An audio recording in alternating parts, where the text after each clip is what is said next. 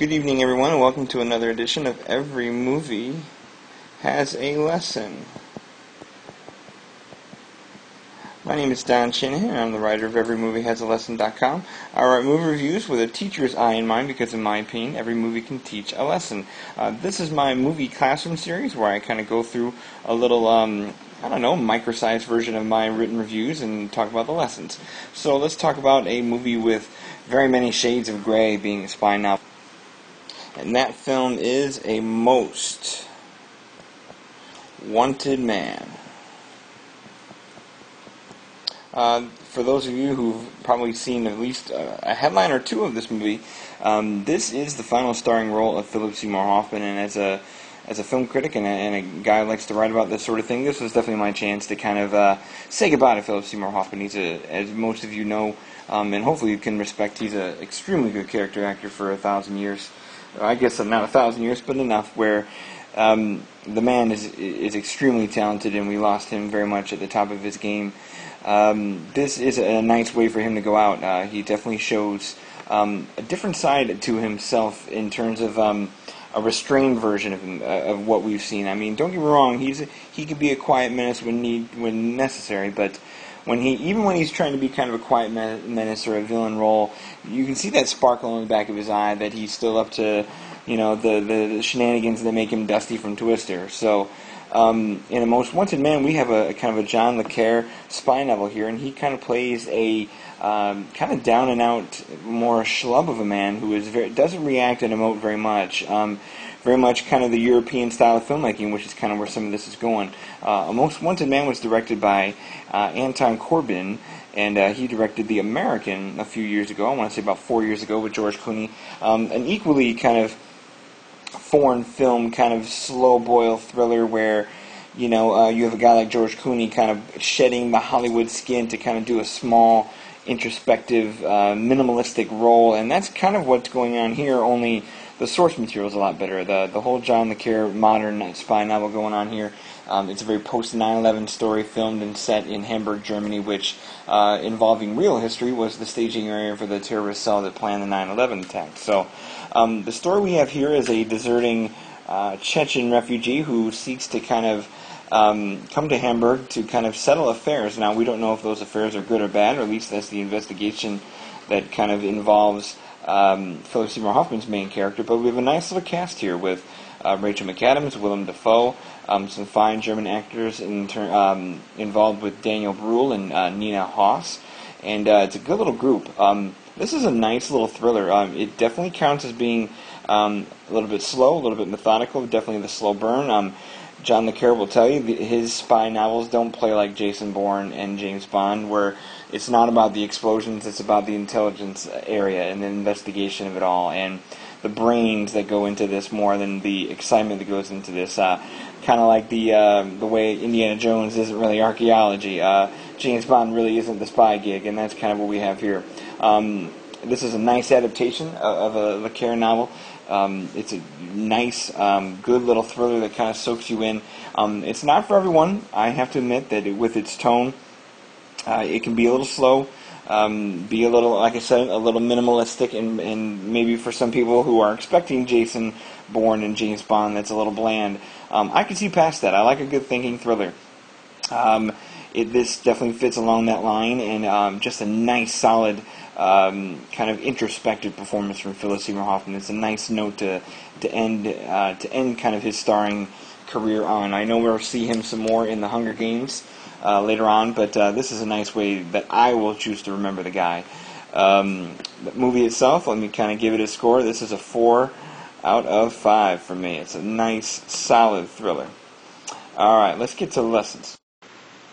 Alright, let's hop into the lessons. Lesson number 1 kind of goes with where the James Bond, Jason Bourne thing going on here is, and that is the, long words, going to go to the next line. The intelligence landscape in a post 9/11 world. John Le Carre is a former MI5, MI6 agent. He's written books like Tinker Tailor Soldier Spy that are set in the Cold War, but this is definitely a modern one where this movie takes place after 2001, but probably before the Edward Snowden stuff in the past decade that we're talking about here, up here in the teens.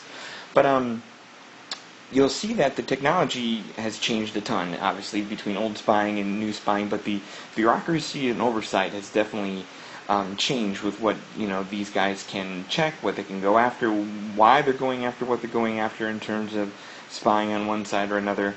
The targeted demographics are also out there. I mean, let's be honest, the Muslim profiling is strong in a lot of cases, especially in the scenario which they're talking about in this movie.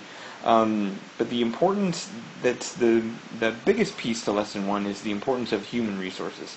Our main character that Philip Seymour Hoffman plays shows us that quite a bit, where all the gadgetry and data analysis in the world can be nice, but nothing beats an inside source than first-hand information.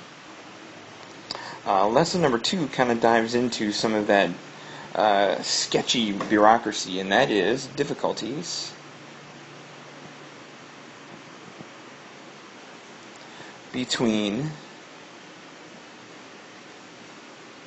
cooperating organizations. Now, I'm pretty sure this isn't, relations between Burger King, McDonald's, and other professions. This is kind of where the web of this movie goes, and it's the involvement of multiple spy agencies all kind of going after the same target. They say they're all on the same team and they're playing for the same reasons of making the world a better place, but it's definitely a case of too many cooks in the kitchen, and our main character knows it. There's a volatile mix between rivals that are kind of competing for collars and credit for things. They have different agenda goals entirely, and when the time comes, there's also that difficulty because when things go bad, they're bucking the responsibility. They don't want to be the ones that are in charge or at the helm when something doesn't work. And more often than not, more things don't work the way they're planned. I think I say it like this in my review. In the spy game, most of your victories don't make headlines, but all of your failures do. And I think that is shown quite a bit in terms of the scenario that makes up the mystery of this movie, A Most Wanted Man. Last lesson coming up. Alright, lastly at number 3, I think it's a piece of, importance and a crux in every spy movie, and that is the I'll use the hyphenated and drop it here, the ever-shifting balance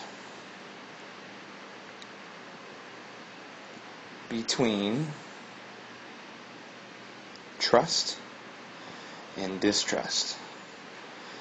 I mean, let's be honest. The entire spy game is about people who are professionals at lying.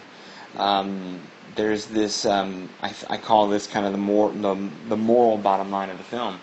It's because we have this, this multiple agencies getting into this whole problem. You have Rachel McAdams as a civil rights lawyer. You have a refugee who's the son of a terrorist who kind of knows this game and knows the things that are up, that are kind of up for grabs here a little bit. Where is that point of trust and distrust? Where does it gain? Where is it lost? Where, I guess, should I say, is where can that work? Where can that cooperate? Where do one's motives and needs meet in the same place as somebody else's enough that you can, at least, kind of play the game, so to speak, with them? We have lots of characters in this film that have lines that are kind of in the sand between trust and distrust. Everyone's looking for it. Everyone's asking for it. Hey, we're doing the right thing. Trust us. Or I can do right by you. Trust me. And all of this give and take occurs within, that intelligence committee where no one seems to still, at the end of the day, trust anyone. But the idea that when you can gain actual trust, it's the greatest commodity and leverage that this kind of setting can have. So that's my wrap-up of A Most Wanted Man. Solid little spy thriller. Like I said, not Jason Bourne, not James Bond, but well-written, well-acted, well-delivered. I think it's the kind of movie that can keep your attention. It's a good, challenging film that I like to think elevates itself above just being too boring or too blasé. It's very European in its style, very minimalistic, but it does work in my opinion. And of course, what seals the deal the most is Philip Seymour Hoffman. He's a fantastic actor that we're going to miss. This is a great way to see him through and see him out in his career. Woulda, coulda, shoulda in terms of what he can do better. As always, to wrap things up, once again, my website is www.everymoviehasalesson.com.